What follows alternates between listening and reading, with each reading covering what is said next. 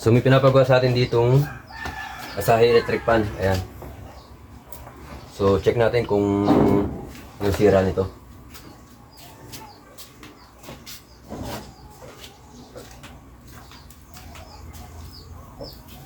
So yung sabi, may umusok daw dito eh. Hindi daw gumagana. So check natin kung ano yung nasira sa kanya.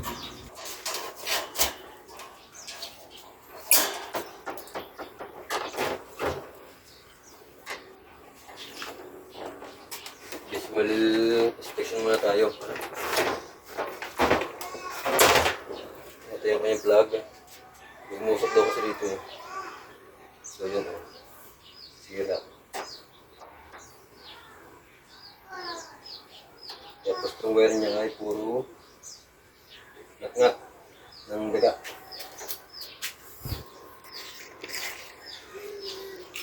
Yan. Puro ngat-ngat ng daga yung kanyang wire. Tapos dito, sa kanyang plug ay, yan. Kahit dito yung sinabi na umusok. Yan.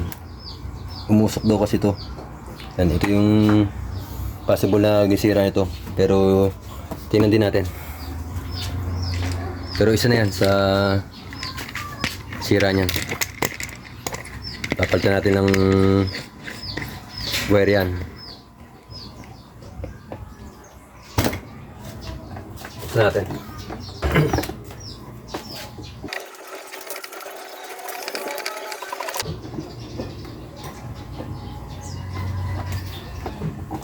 Ito pala.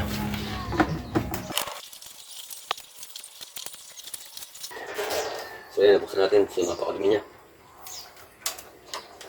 Test nga natin sa tester. Testing natin. Yan.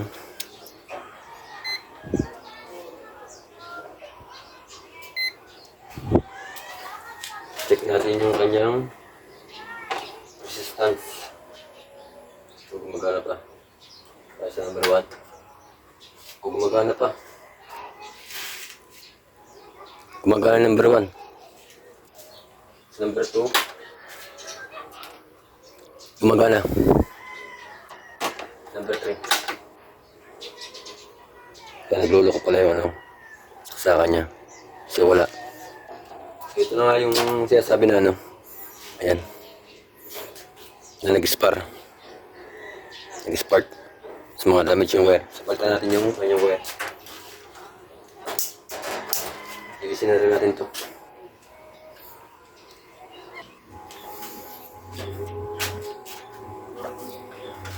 Pagpagawa natin.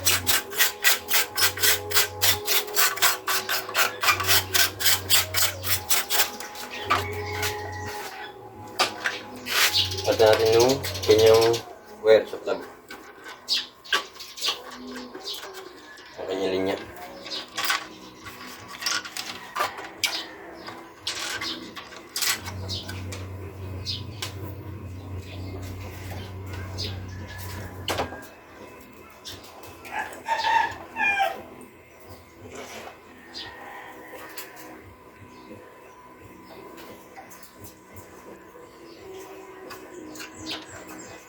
Nakita ba sa video? Zoom natin.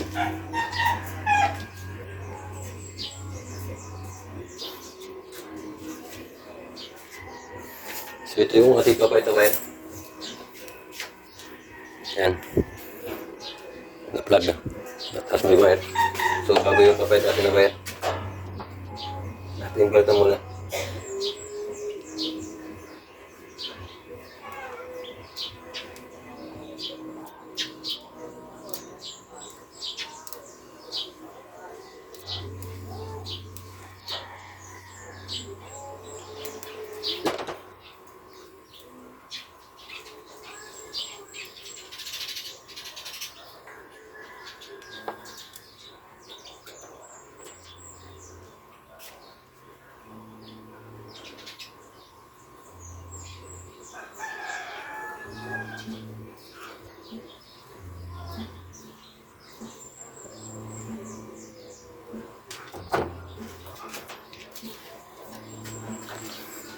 Sukat natin yung ano, linya. Itong kanyang common. Ang common. Putulin natin yung common papuntang switch. Tapos itong neutral or line 2 pupunta naman sa kanyang waiting stator. Ayan. So, lagay natin dito yung isa natin ito dito yung plug. Ayan, isang wire. Lagay natin dito sa line 2 na papuntang waiting stator. Kita ba? Kaya kita nyo naman. Tapos natin yung maigpit. Wait pala. Nakalimutan pala natin itong ito.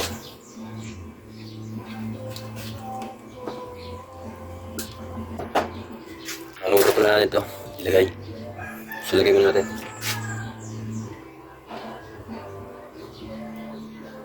Pinaka-stopper niya para hindi mahaltak. Ayan. Test natin.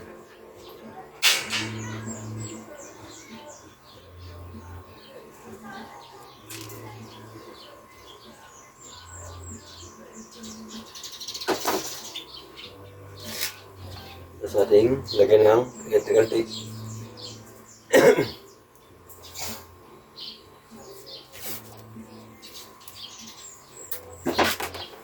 Pagkalan natin yung kanyang electrical tape.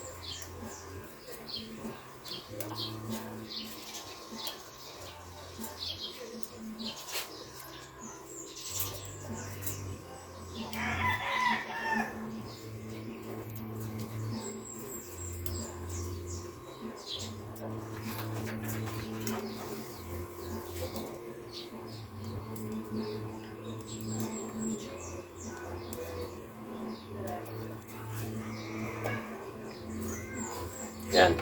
So, ikabit natin yung isa. So, yung isa naman ikakabit natin. Ito.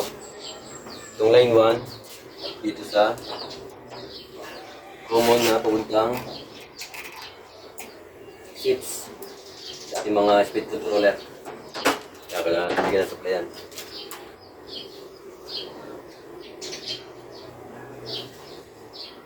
So, kung ano yung tinanggal, ilan din ang ipabalik natin.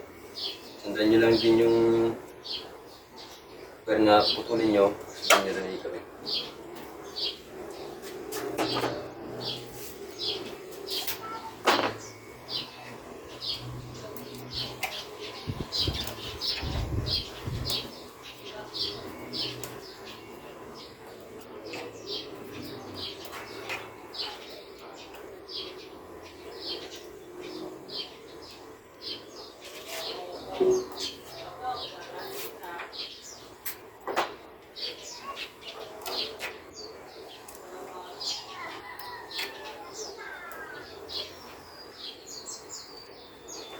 Kaya natin ibalik na.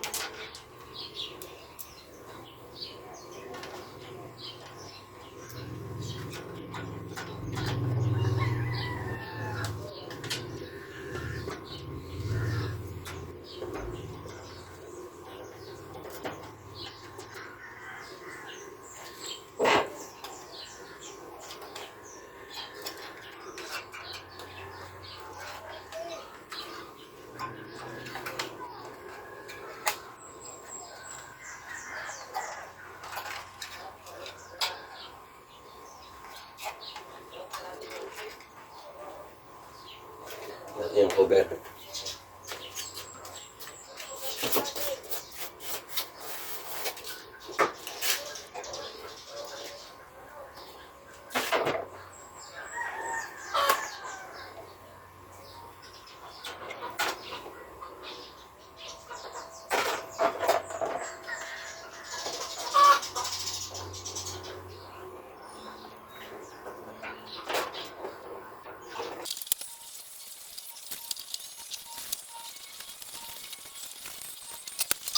Atin tetest yung ano niya kung okay ba siya. Check natin ang wire. Check natin sa ating tester. Number 1. Ayan. So reading siya na 433.6 ohms. Ayan, number 1. So ibig sabihin yan, gumagana na yung number 1 yan. So yung ating ano, number 2, 368.7 ohms. Number 3, 319.5, 18.1 ohms. So yan, gumagana na yan. So ibig sabihin ito, pag sinaksak natin ito sa plug, sa outlet, at tatakbo na yan. So bago natin tatakbuhin, so check na rin natin yung kanyang motor. Ating check upin yung kanyang mga bushing, tapos yung kanyang lagay na langis, oil storage, baka mamaya dry na. Lagyan na rin natin para isang bukasan na, dahil mainit ngayon. Ang bilis matuyo yung oil nito.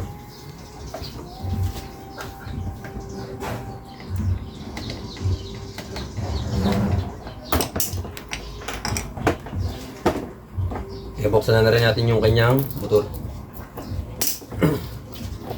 Ilalagyan langis yung kanyang oil storage sa bushing. Yan. So may ano pa? Ipis. Zoom natin. Tanggalin mo natin itong arm niya para sa rotation. Tapos buksan natin yung kanyang motor. Ito natin itong kanyang ting.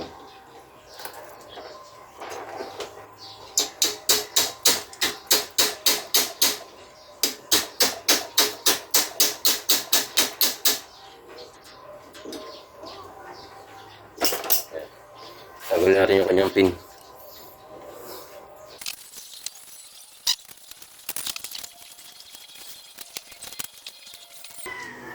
So sa pagbubukas ito, dandaanan nyo lang dahil masaya kasi yung magnetic ito, magnetic welding.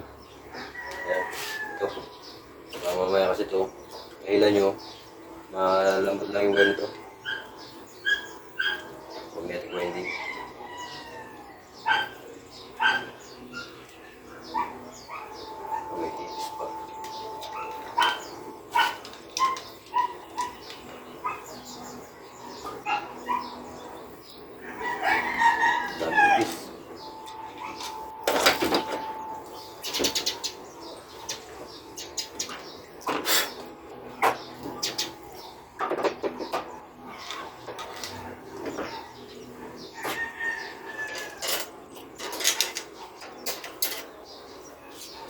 Siya sabi sa inyo, itong magnetic winding ito, masailan to, kaya dapat pagka bubuksan nyo yan, tandaan lang.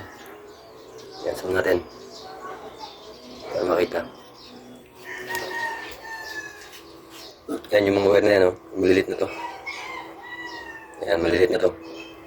So dapat hindi nyo maputol yan, kasi pagka bigla yung pagbubukas nyan, mapuputol yan. So hindi gagana yung electric pan nyo pag naputol yan. So mahirap na rin yan iduksong pagka ganyan.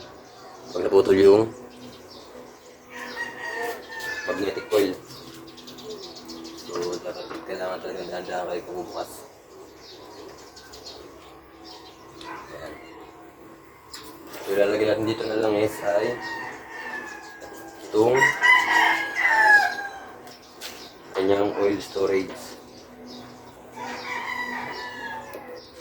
Siyado. Ilalagay natin ng oil to. So, ilalagay natin na lang dito ay yung atong engine oil. Para kahit minute, hindi siya basta malulusaw. Kumaki ng langis.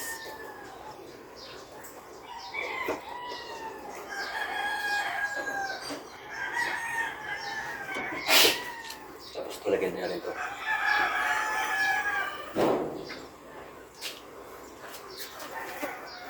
Ayan. Ito tutulog dito. Nalagyan natin ng oil din yan. Meron kasi itong bulak sa loob. Yung styrofoam. Din yung nag-destroy yung langis.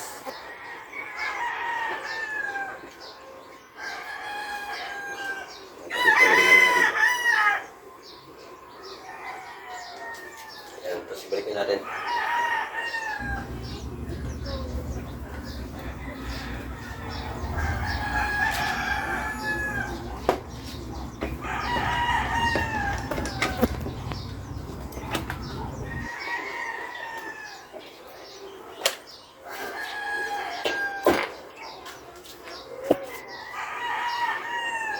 Tingnan natin yung kanyang screw. So, apat na screw sa motor.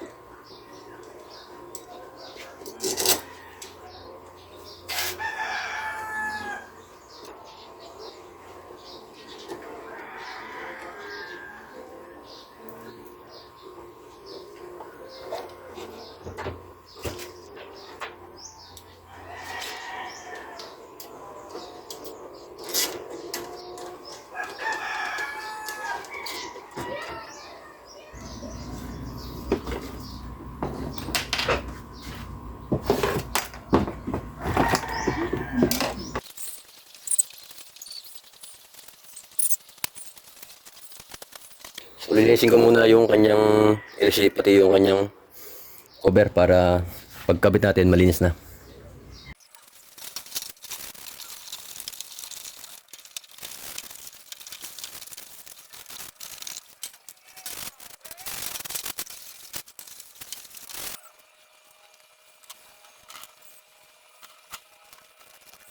So, ikutin natin yung mga parts.